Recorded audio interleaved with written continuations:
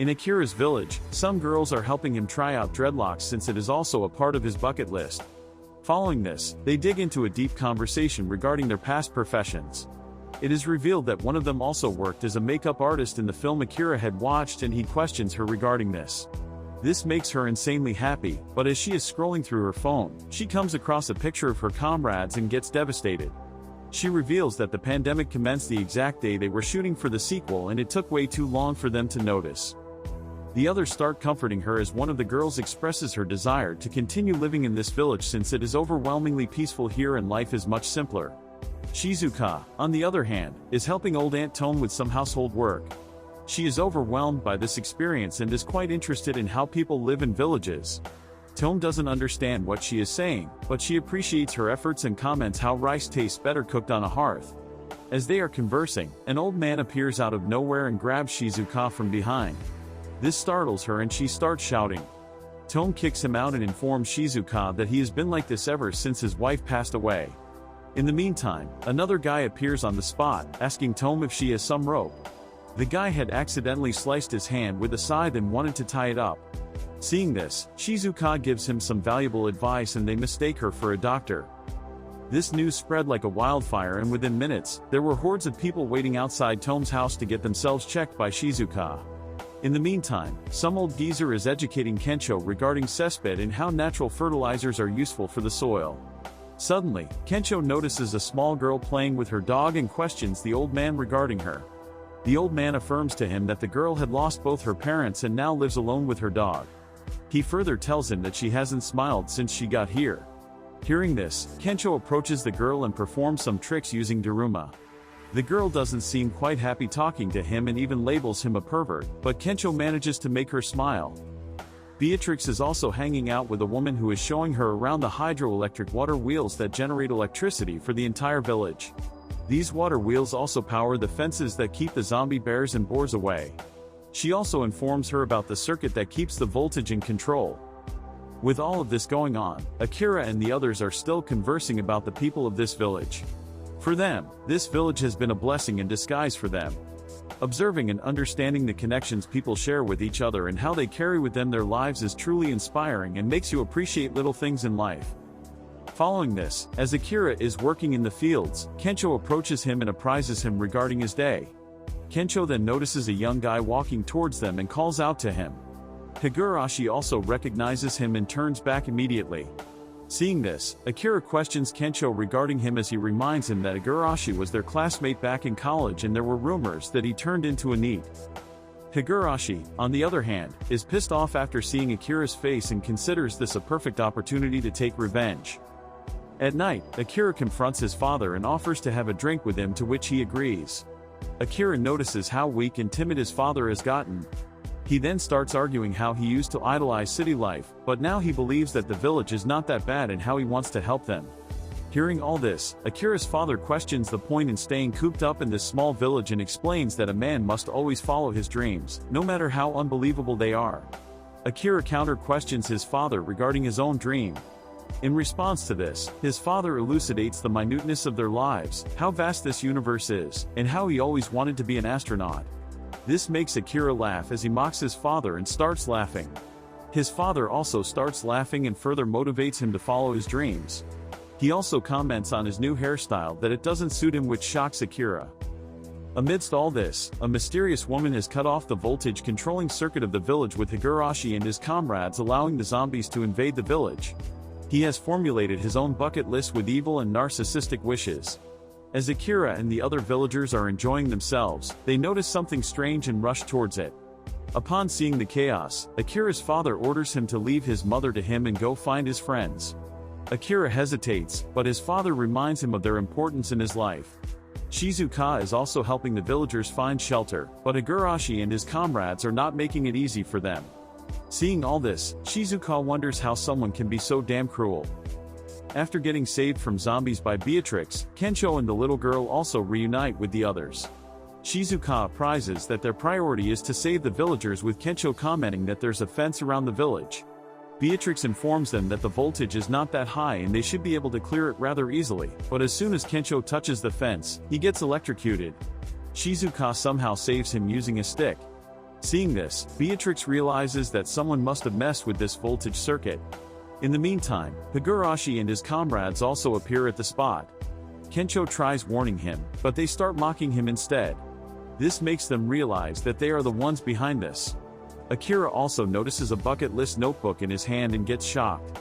Higurashi reveals that he wants to see Akira turning into a zombie right in front of his eyes. This angers Kensho and he questions the reason behind this. Higurashi interrupts him and further reveals that he has always hated Akira for his carefree nature. Hearing all this, Akira comments that he can somewhat understand Higurashi for doing all this, but he cannot forgive him for taking others' freedom.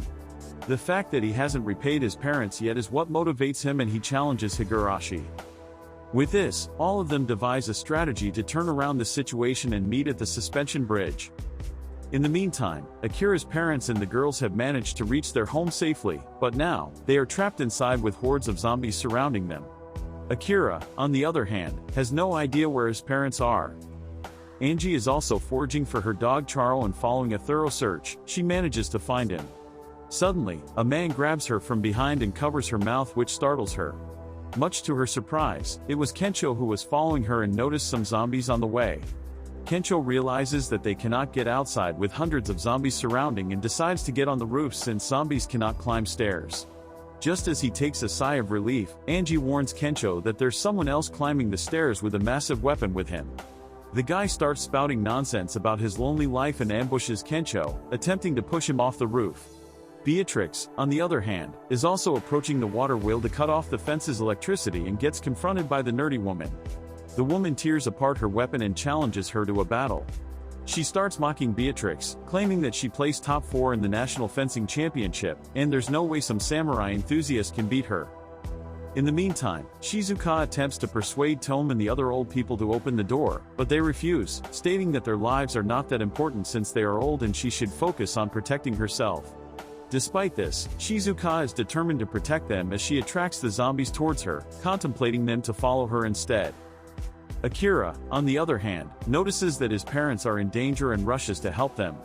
He is determined to save them since he hasn't paid them back yet. Admiring his determination, his father grabs him and forces him inside the home, taking his place instead. He commands him to stay alive if he wants to compensate them. With this, he orders Akira to take care of his mom and shuts the door. Amidst all this, the guy who is attempting to push Kenshi reminisces regarding his past life and how miserable his life has been.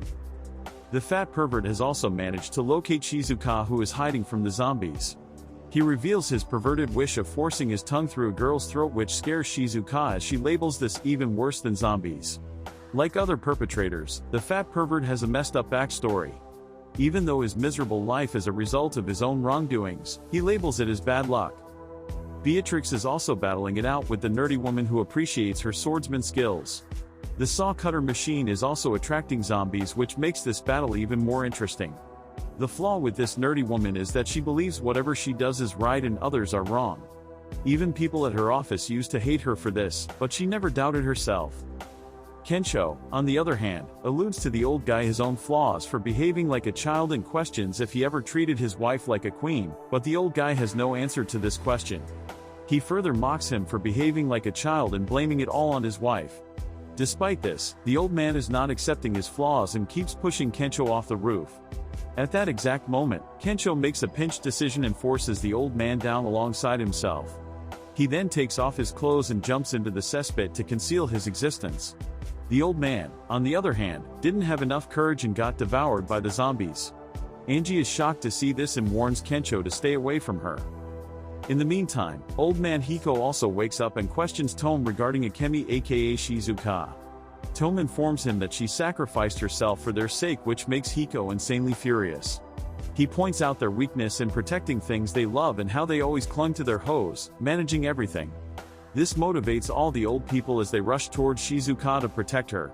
Shizuka, on the other hand, questions the fat pervy guy regarding luck and educates him what luck truly means. The pervy guy couldn't comprehend what she means and forces his gun to her head. Suddenly, a bullet strikes his hand and the gun drops. It was Hiko and the other old people who came to rescue Shizuka. The pervy guy underestimates them, but Tome and the others beat him to pulp. Shizuka realizes how lucky she is to have met them. Amidst all this, Beatrix teaches the nerdy woman how she cannot always be right, but she doesn't understand and orders her to shut up. Beatrix seizes this opportunity to climb the water wheel with zombies following her. The weight of the zombies breaks apart the water wheel, cutting off the electricity supply to the fence.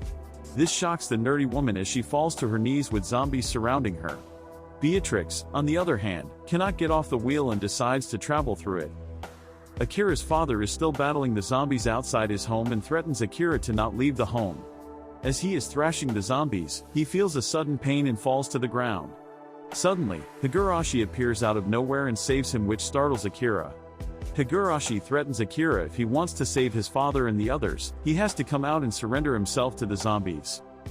Back when Higurashi was a child, he enjoyed hanging out with his friends, but as time passed by, he realized that he is an introvert and people drifted away from him.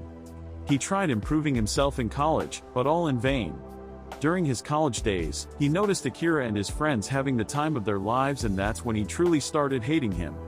He keeps mocking Akira, provoking him to come out, otherwise his father will turn into zombie fodder. His father, however, warns Akira to not come out since he doesn't have much time either way. He further warns him that the day he puts his mom's life in danger is the day they will cease being a family. Despite all this, Akira is determined to save his father as tears start rolling down his cheeks. His father further advises to serve humanity and pursue his dream as it would make him proud. At that moment, memories flood Akira's mind and he comes up with a plan. Suddenly, the door opens and zombies enter the house with Akira screaming for help. This makes Higurashi insanely happy and disappoints his father. Zombie Akira also comes out of the house and approaches Higurashi. As he is mocking Akira for his fate, he grabs him and forces him down the tractor. This shocks Higurashi and he wonders what is happening. Akira had planned to trick Higurashi by turning into a fake zombie. In this regard, the makeup artist helped him with the look, while the others knocked down the zombies. This helped Akira to trick Higurashi and save his father. Now that Higurashi is alone, Akira questions his actions and what he actually wanted to achieve with all this. Higurashi insists that he just wanted to have fun, but his conversation with Akira makes him realize his real purpose. At that exact moment, a stray zombie infects Higurashi and he starts crying. Seeing this, Akira approaches Higurashi and questions him regarding his bucket list. Higurashi reveals that he just wanted to enjoy the pool with his friends. Hearing this, Akira gets furious, calling him an idiot. He regrets that Higurashi should have told them beforehand, but despite everything, if he ever becomes a zombie, he will accompany him to the pool. Hiding his tears, Higurashi runs away, contemplating all the zombies to follow him. Alongside his father and the others, Akira reaches the fence where they meet Kensho and the others. Akira feels disgusted after seeing Kensho and inquires what happened to him. Kensho has no answer to this question, and in the meantime, Shizuka also appears at the spot with other villagers. Just as they are wondering about crossing the fence, Beatrix appears with her giant water wheel and breaks through the fence. With this, all of them rush towards the suspension bridge, but get disappointed after finding that the bridge is broken. All their hopes are shattered as their last hope is gone. At that moment, Kumino appears out of nowhere and hurls the bridge towards him. Akira and Kensho keep the bridge together as everyone else crosses the bridge. With only two of them left, they gamble their lives by jumping off the cliff by holding onto the falling bridge. Miraculously, both of them manage to make it to the other side safe and sound. As they are climbing up, Akira explains the reason behind Higurashi's intentions and how he can relate to him somehow.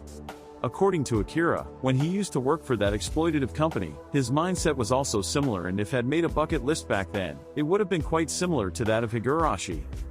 Upon reaching the top, Akira's father pulls them up, and with this, the villagers commence rebuilding their village. With Kemono's help, the rebuilding process is going smoothly. Old Lady Tome also appreciates Shizuka for treating them, as it motivated them further. Angie also expresses her gratitude towards Kensho for making her laugh and saving her. She even calls him a stand-up comedian, which makes Kensho insanely happy. Akira, on the other hand, is sitting beside his sick father. His mother reveals how worried his father was when he heard about the zombie outbreak, which makes Akira tear up. Things get a bit emotional as Akira vows to protect his mother and the village if anything happens to his father. He then questions his mother regarding his father's medical condition, to which she replies by stating that he has hemorrhoids. This shocks everyone since hemorrhoids aren't that serious, but his mother further tells him that his father hates hospitals, so he didn't get himself treated and his condition worsened. Hearing all this, Akira gets a bit relieved and announces that it's time to leave the village and find a cure for this zombie endemic since it is his father's dying wish. Well, his father is still alive, but this shocks everyone. His father also appreciates his decision and further motivates him. Akira lists his wish on his bucket list and asks the others to list some things as well. Kencho's wish is to make people like Angie smile, Shizuka wants to become a doctor, and Beatrix wants to restore Japan to its former beauty. They keep adding wishes to the list and seeing them all cheerful makes Akira's parents insanely happy. With this, all of them bid farewell to the villagers with teary eyes and leave for the north because all good adventurers travel to the north. This marks the end of Season 1 of ZOM 100. I hope you enjoyed Akira's adventures throughout the series. We sincerely hope a second season gets announced. Till then, make sure to like and subscribe, so you don't miss out on anything.